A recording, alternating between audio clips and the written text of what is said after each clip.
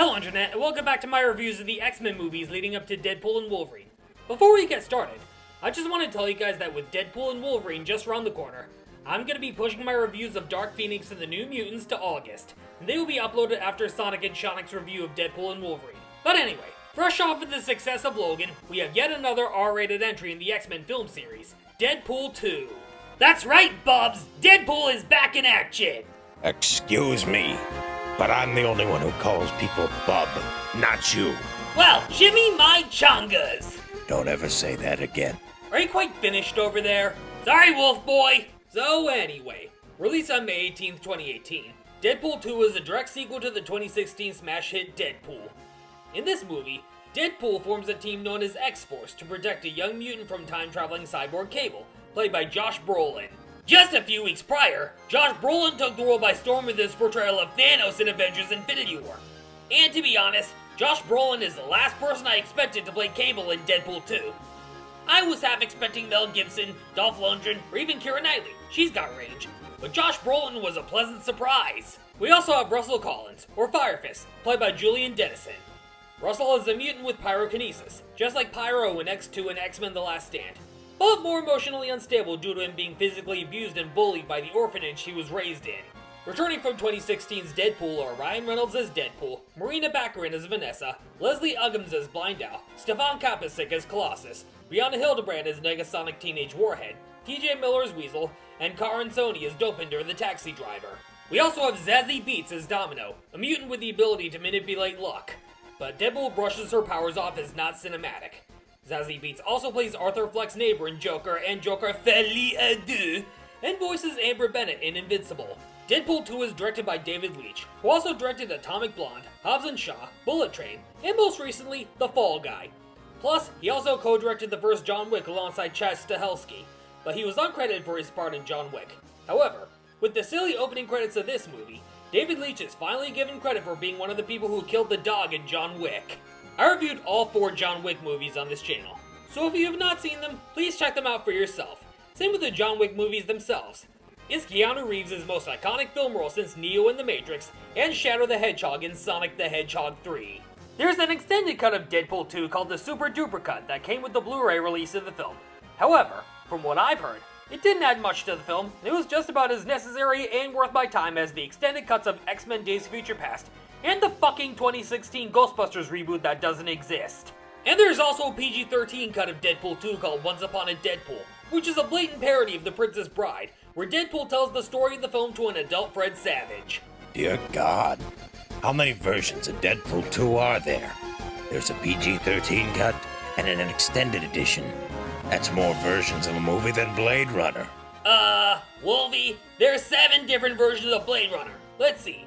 There's a work print prototype from 1982, the San Diego sneak preview in 1982, the US theatrical release in 1982, the international theatrical release in 1982, the US broadcast version in 1986, the director's cut from 1992, and the final cut in 2007.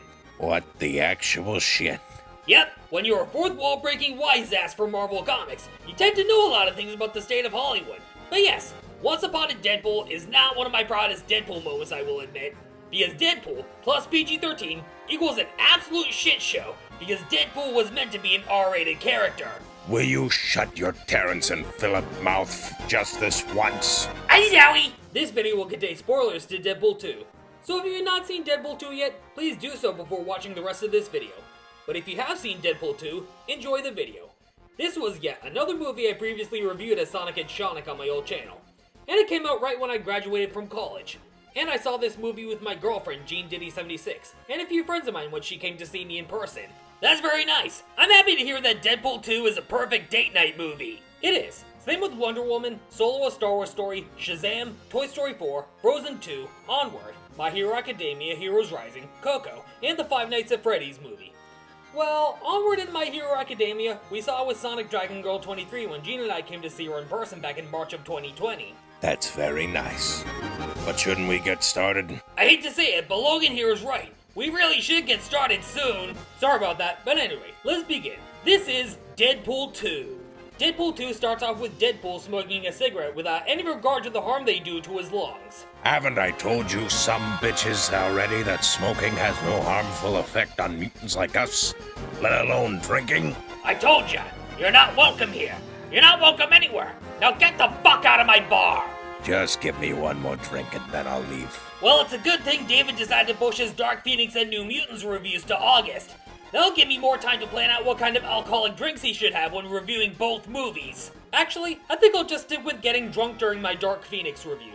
The New Mutants is not awful, but it was very inconsistent with what genre it wants to be. X-Men Origins Wolverine is the only movie where I ended up getting drunk. That, in the fucking 2016 Ghostbusters reboot that doesn't exist. Might I recommend another movie for you to review on this channel as soon as you're done reviewing the New Mutants? And what's that? I'm thinking you should review Free Guy, since it not only stars Ryan Reynolds as the main lead, but it's also directed by the same sumbitch who did Deadpool and Wolverine. I was gonna put that on my list anyway, aside from the Batman, Joker, and Joker Folie à Deux, plus Superman, Fantastic Four, and the other Mission Impossible films. And a certain red-suited jackass mocked my death in Logan, basically showing me getting impaled by a tree on a fucking music box. And then you proceed to slander me as you blow yourself up by laying on a bunch of barrels of gasoline.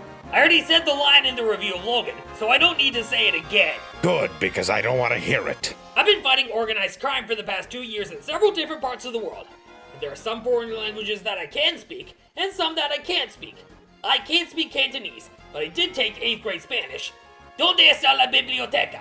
Which literally translates to, I don't bargain, pumpkin fucker. I don't speak Spanish, but I'm pretty sure you asked where the library is. However, in the Spanish dub of Deadpool 2, I end up saying it in English. So I guess you could say that I'm fluent in both Spanish and English. Tomé español durante mi primer y segundo año de secundaria. ¿Tomaste otras clases de idiomas extranjeros? Je suivi un cours de français à l'université. Je connais donc un peu le français. Kannst du Deutsch sprechen? Ich habe keinen Deutschunterricht besucht, aber ich kenne ein paar Wörter in dieser Sprache. Können Sie die Gettysburg-Rede auf Deutsch rezitieren? Für vielmehr 27 Jahren. Can you two please, for the love of God, get back to speaking in English? We're just about finished showing off our fluency in foreign languages. You literally use Google Translate to speak those languages, so you're not exactly fluent. Well, shit. Caught red-handed. And then, a montage of me fucking up bad guys across the world while telling the audience that Deadpool 2 is a family movie. No, what is it, Wade? That's like saying Sausage Party is an innocent movie about food items that come to life and roam around the supermarket. Yeah, Sausage Party, despite being a 3D animated movie, is not for children. It's full of F-bombs, food items getting slaughtered in a million gruesome ways, and a fucking orgy scene at the end of the movie. And what's worse is that we got a spin-off series on Prime Video called Sausage Party Foodtopia. Exactly. If you think Sausage Party is a film adaptation of VeggieTales, then there's something wrong with your head. Bullshit! There's nothing wrong with my fucking head! You were saying? Fuck! So then, after fucking up bad guys left and right, Wade returns home to Vanessa to celebrate their anniversary, and they agree to start a family together when it's revealed that Vanessa is able to have babies. And there's a running joke throughout the movie where the song Papa Can You Hear Me from Yentl sounds an awful lot like Do You Want to Build a Snowman from Frozen. And I can kinda see that. Well, it's true. I don't know if it was intentional on Disney's part, but they sound eerily similar. So then, while Wade and Vanessa are having some alone time together, in comes a bunch of bad guys who Wade fucks up beyond belief. One of them ends up killing Vanessa, and the thing that he initially remembers her by is a skee-ball token, a reference to the first Deadpool movie. Heartbroken beyond relief, Wade kills one of the people who runs away. And then we get an opening credit sequence that's pretty much a James Bond homage, seeing that every damn James Bond movie starts with a unique opening credit sequence, from 1962 with Dr. No to 2021 with No Time to Die. All while we hear an original song from Celine Dion. And Deadpool, thank you for not fucking around with my video editing software, and thank you for picking a different song for this video. It's a Small World from Kingdom Hearts Birth by Sleep is a one and done sort of deal. So I went with a song from Final Fantasy VII just for a change of pace. Thank God, because I wanted to claw my ears off after hearing It's a Small World. I don't blame you, Wolverine. It's one of those songs that immediately gets stuck in your head. That and the X-Men animated series theme song.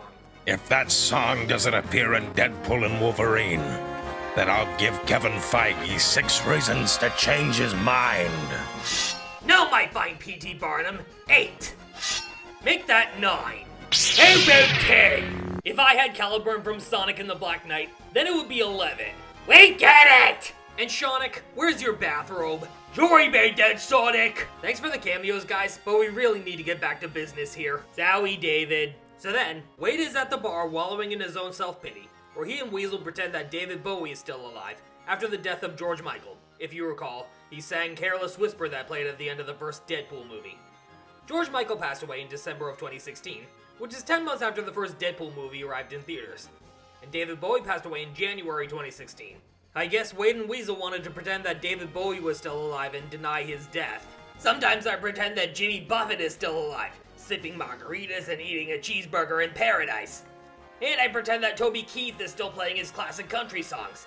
And Dickie Betts playing that 8-minute guitar solo that he called Jessica. Wade then visits Blind Al, who warns him not to do anything stupid. But then, he blows himself up with the fuel barrels shown at the beginning of the movie. Wade, you know better than that. You even talked me out of it during the previous video on Logan. It only happened in Deadpool 2. I'm not like that in real life. And besides, I can't die. I said this in our review of Logan, but I'll say it again. If you're struggling, and you feel hopeless, alone, and hurt, know that there are people out there who love you and are willing to help you. And if you feel like you're at the lowest of lows, call or text 988. That is the Suicide and Crisis Hotline. They are trained professionals who are willing to help no matter what is bothering you, and to make you feel as if you're at the lowest of lows. Thank you for the suicide prevention PSA. It's really helpful for a lot of people out there watching this video, but let's get back on to Deadpool 2. Wade catches a glimpse of Vanessa in the afterlife, who tells him that it's not his time yet. So he comes back to life, and he's brought to Xavier's school by none other than Colossus. There, we catch brief glimpses of the past X-Men who we will see again in Dark Phoenix. And we see that Negasonic Teenage Warhead's girlfriend is Yukio. This is an alternate version of the character who assisted Logan in the Wolverine back in 2013. She's always happy to see Wade no matter where he is or what he's doing. I even compared her to Pinkie Pie from My Little Pony, after she and I became besties during what was supposed to be our death battle. Like I said, I'm not into that crap, so I don't have no favorite pony. But if you want to know who my favorite Transformer is, that honor goes to Waspinator. And my favorites are a tie between Rainbow Dash and Twilight Sparkle. But Pinkie Pie is definitely up there for me. Pinkie Pie is always full of energy and is fun-loving, and really enjoys throwing parties for even the silliest occasions. So not only are you a brony, but you're also a furry as well! How dare you call me a furry? Just because I'm a brown wolf in a blue bathrobe doesn't make me a fucking furry! Yowie! Meanwhile, we are introduced to Cable, a cyborg from the future whose entire family is killed by Russell. He travels to Deadpool's time to kill Russell as if they were the T-1000 and John Connor. Or the T-800 and Sarah Connor in the first Terminator movie. I think John Connor would make the most sense, because Russell is only a young lad. Julian Dennison was only 16 when he filmed Deadpool 2. And quite honestly, I don't believe we're going to be seeing him again in Deadpool and Wolverine. But we are going to see a grown-up Daphne Keane in Deadpool and Wolverine, which is a surprise to be sure, but a welcome one. I guess you could say that she pulled an Andrew Garfield, because Andrew Garfield lied about his involvement with Spider-Man No Way Home. There's only one real Spider-Man, and his name is Tobey Maguire. I 100% agree! Speaking of Russell, he goes completely insane and threatens to burn down an entire fucking orphanage with his mutant powers. And so Deadpool, Colossus, and Negasonic come in to resolve the matter. Colossus even steals a line from RoboCop. Come quietly, or there will be trouble. I'm pretty sure Julian Dennison was a little too young to be seeing RoboCop at the time. I just recently watched RoboCop for the first time, and it was rated R for a reason. Just like this movie, the first Deadpool, Logan, and of course Deadpool and Wolverine. So Russell is completely out of control, and Deadpool has no choice but to take matters into his own hands and incapacitate him. Until Deadpool sees that the headmaster and the other staff members have been abusing him. And so I repeat the 4 or 5 moment speech from the first Deadpool movie, and then I end up killing some of the fuckfaces responsible for hurting the poor kid, much to Colossus's disgust. And then, me and Russell are taken away to the Icebox, which is a prison for mutants. They have these fucking collars on us that inhibit our mutant abilities. And when Cable arrives in Deadpool's time, we get brief uncredited cameos from Matt Damon and Alan Tudyk. Of course you can't tell it's Matt Damon, because he's wearing a fucking disguise. I'm not the biggest fan of Matt Damon, but I have seen him in Oppenheimer, and I'm definitely willing to check out Good Will Hunting. Fair warning. You're gonna need a fucking box of tissues for Good Will Hunting. Especially the scene where Robin Williams repeatedly tells Matt Damon that it's not his fault. That scene will emotionally break you. Oh, really now? I can confirm that. I hardly cried at Bambi and The Lion King and Dumbo and Titanic. But Good Will Hunting, it's enough to make a grown man cry Niagara fucking Falls. Alright, I'll take your word for it, Wade. The Icebox, like Deadpool said, is a special kind of prison for mutants, where each of the inmates wear a collar that suppresses their mutant powers. And since Wade is wearing the collar, his cancer is slowly coming back to kill him. While he's there, Wade meets Black Tom Cassidy. He was supposed to play a bigger role in Deadpool 2, but they just brushed him off for a racist joke because the writers decided that there were too many antagonists in the story. Oh, would you look at that! Writers who actually acknowledge the fact that there are too many damn villains. Unlike with the douchebags who wrote Spider-Man 3 and The Amazing Spider-Man 2. Spider-Man 3 was full of memes, while The Amazing Spider-Man 2 was full of garbage. And I don't mean the garbage you throw out after dinner every night. No. I mean garbage as in an undercooked Whopper from Burger King that'll give people even with the strongest of healing factors food poisoning. Trust me, I had a Whopper from Burger King a while ago and I ended up doing what Colossus did in the first Deadpool movie. Why? I thought you were gonna say something along the lines of what Ezra Miller did in The Flush, when younger Ezra Miller moved them too fast. What did you do? I had to move you, but I just did it a little. Just let it out. Wade, never, ever show clips from The Flush ever again on this channel. Sorry, Wolverine, how about this? Okay, now you're just ripping off the critical drinker. Anyway, that's all I got for today. Go away now! Enough! I'm already getting sick to my stomach having to put up with that! Ay yowie! So then Cable arrives at the icebox in an attempt to kill Russell. And then a huge fight breaks out. And then, Deadpool makes a reference so dated that most people nowadays wouldn't understand the reference. And that, my friends, is dubstep.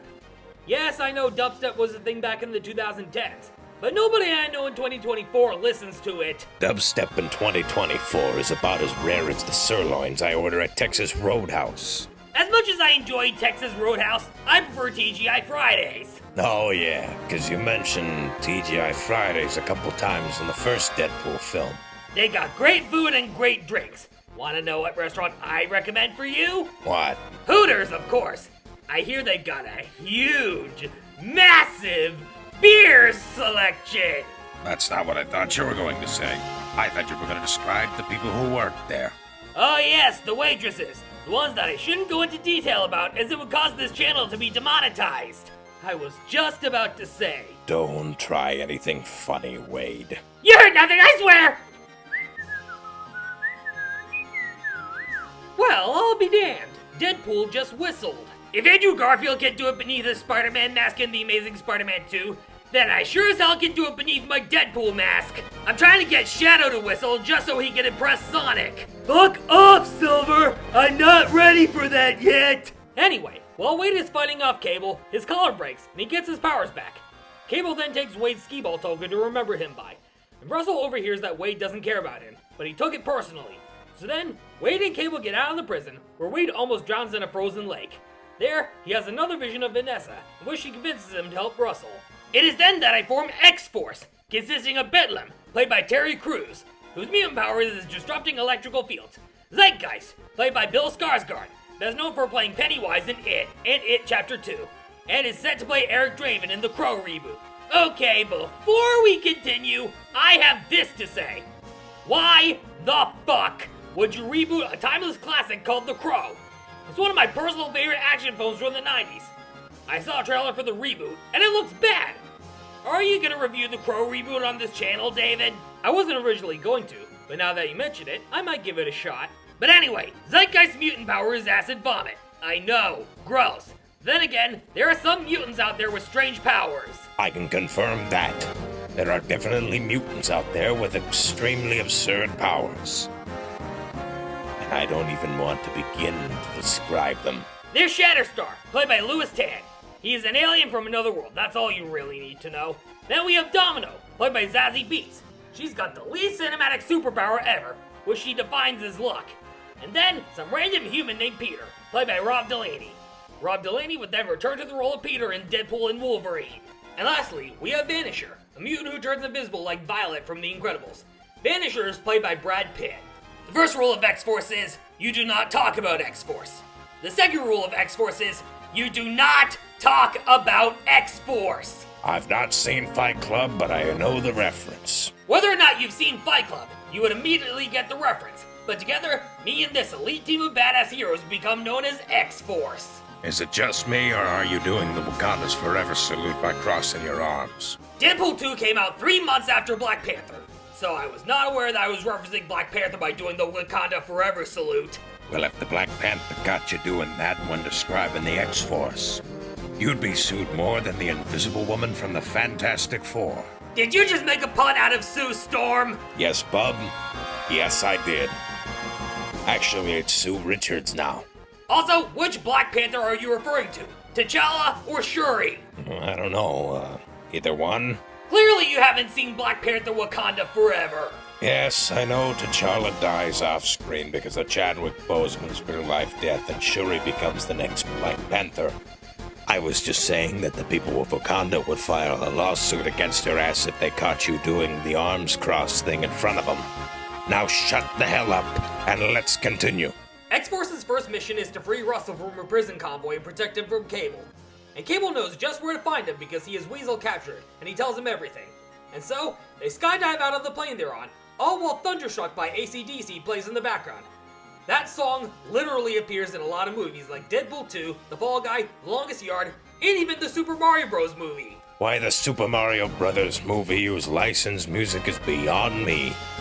The first 2 Sonic the Hedgehog movies did that, and the Knuckles series on Paramount Plus, but not Detective Pikachu. But with our movies, there's bound to be a lot of licensed music. Like in Deadpool 2, we got Thunderstruck by AC/DC, Papa Can You Hear Me, Only Tied by Enya, which also plays at the beginning of Thor Love and Thunder, All Out of Love by Air Supply, Take On Me by Aha, Tomorrow from Annie, and We Belong by Pat Benatar.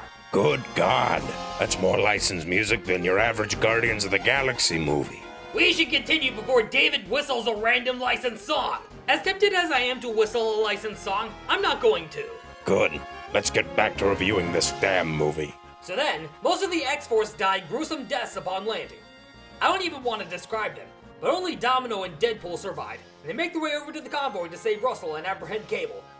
Deadpool even blocks Cable's bullets with his katanas, which is a cheeky reference to the Lagos mission in X-Men Origins Wolverine, where Wade just blocked a bunch of bullets with his katanas.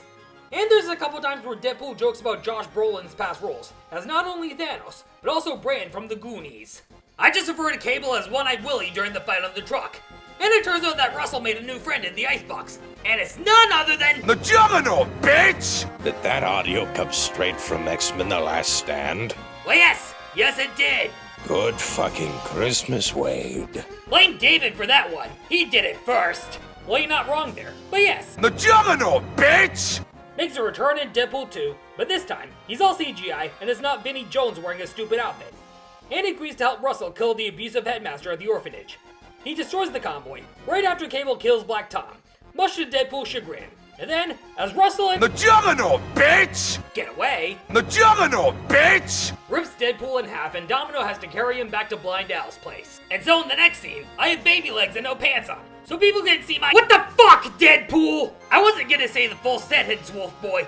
I was expecting you to cut me off before I said anything that would get this channel demonetized. So then, Cable comes to Deadpool and Domino to form an alliance. He explains to him that in the future, Russell kills his entire family, right after he ends up killing the headmaster, played by Eddie Marzan. Around this point, Russell has gone completely fucking mental, and he's said to burn the entire orphanage down and kill the headmaster. Deadpool accepts Cable's proposal, on the condition that he talks Russell down. But on the way to the orphanage, Dopinder drops them off at Xavier's school, so that he can talk Colossus into helping them out. He initially ignores him, because of his murderous ways making him not eligible for being an X-Man.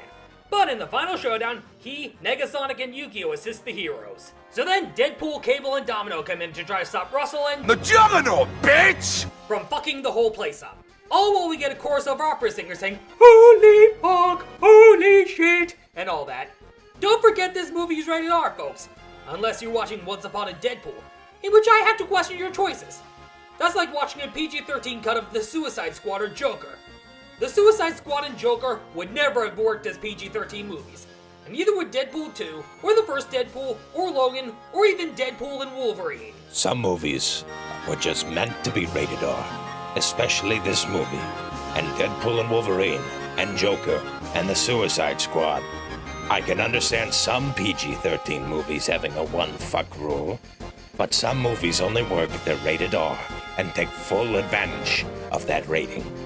Same goes with TVMA television series like Peacemaker, Game of Thrones, The Boys, and Invincible, and M-rated games like The Last of Us, Life is Strange, Persona 5, God of War, Assassin's Creed, Grand Theft Auto, Red Dead Redemption, 2013 Tomb Raider reboot, the Deadpool video game, X-Men Origins Wolverine the Uncaged Edition, and Batman Arkham Knight. The heroes have trouble facing off against The Juggernaut, bitch! until Colossus comes in to fight dirty against the sumbitch. Yeah, Colossus comes in and fights the sumbitch dirty, which is so unlike Colossus. And then he sticks an electrical cord so far up his fucking ass and shocks him dead. So then I try to talk Russell down, but to no avail. I then put the mutation-suppressing collar on myself, and then Cable tries to shoot him dead. But then, I do the most idiotic thing I've ever done in my entire life.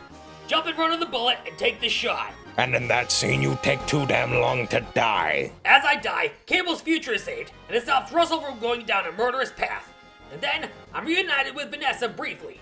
I say briefly, because Cable then reverses time, and stops me from dying by sticking the skee-ball token in front of my heart, and stops the bullet from killing me. This was Cable's last charge that was supposed to send him back to his time. But then he decides to stay in the present to help improve the world, knowing his family is safe. But I really don't think we're gonna be seeing Cable again in Deadpool and Wolverine. Which is a shame, really. At least we got to see him in X-Men 97, right, Wade? I guess so. Before the credits roll, Doe Pitter hits the headmaster with his taxi because he really wanted to get his hands dirty. And then, a mid-credit sequence where Negasonic and Yukio repair Cable's time travel device, and Deadpool uses it for a bunch of wacky shit. First, I save Vanessa from dying, thus explaining her making a return in Deadpool and Wolverine. I also save Peter from dying, hence his return in Deadpool and Wolverine. Then, I travel back to 2009, or whenever the fuck X-Men Origins Wolverine takes place, and I kill the fake Deadpool. However, that's just archive footage of yours truly from X-Men Origins Wolverine, and not an official appearance from Hugh Jackman. We don't get to see that until Deadpool and Wolverine. And lastly, I travel back to 2011 when Ryan Reynolds first receives the Green Lantern screenplay, and I shoot him dead. I warned you what would happen if you killed Ryan Reynolds. You would be erased from existence. You could have just killed the people who wrote the screenplay of Green Lantern. Why'd you have to go and kill Ryan Reynolds? This shit ain't his fault. The less questions you ask about me killing Ryan Reynolds, the better. Now let's wrap up here. David, you know what to do. I'm giving Deadpool 2 a 10 out of 10. This movie was just about as great as the first Deadpool movie, if not better. It's always a pleasure to see Ryan Reynolds take up the role of Wade Wilson, or Deadpool. The returning cast did great as always, and I absolutely love Josh Brolin's portrayal of Cable, as well as Zazie Beetz as Domino. Although I feel some of the jokes were recycled and not as original, and the tone was inconsistent at times. Those are my only gripes with Deadpool 2. That, and the fact that there are two other cuts of this movie that are completely unnecessary. Like, who the fuck asked for a PG-13 cut of Deadpool 2? And the extended edition, from what I've heard, added next to nothing new to the overall film. Same with the road cut of Days of Future Past, and the fucking 2016 Ghostbusters reboot that doesn't exist. But yes, Deadpool 2 is another great movie, but it's the last positively received X-Men movie before we get one awful movie and one mediocre movie. Those being Dark Phoenix and the New Mutants, of course. But more on those when August comes. I had a whole ton of fun watching Deadpool 2 again, and it's one that I'd be more than happy to watch over and over again, back to back with the first Deadpool movie, of course. A great blend of action, comedy, and the classic fourth wall breaking from your favorite Merc with the mouth. And after watching this movie again, I'm really excited to see the direction that Marvel Studios goes with Deadpool and Wolverine. That's the last time you're gonna see of Deadpool and myself on this channel, Bobs. So don't expect us to make any more appearances for a long time. It's a shame because I really like not only appearing as a LEGO minifigure in Sonic and Sonic Adventures in LEGO Part 9, but also reviewing a few of these movies alongside you. With that said, this is Wolverine saying one last goodbye before Deadpool and Wolverine. I'm really gonna miss you all. And this is Deadpool saying one last goodbye as well. And David, what kind of liquor would you like for your Dark Phoenix review? Surprise me. Okay. Thanks for joining these reviews, guys. It was a lot of fun. With that said, stay tuned for Sonic and Shonic's review of Deadpool and Wolverine coming soon. And stay tuned this August for my upcoming reviews of Dark Phoenix and the New Mutants coming soon. Till then, I'll see you all next time.